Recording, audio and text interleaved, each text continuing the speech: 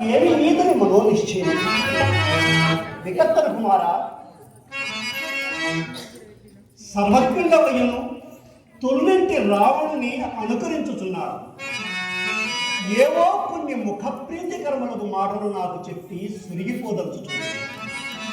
బావా, నీకు పూర్తిగా జయాభిలాష కలిగి ఉన్నదని నేను కనిపెట్టి నేను ఈ చెప్పబో విషయము కూడా మరి ఒక్క మారు విను.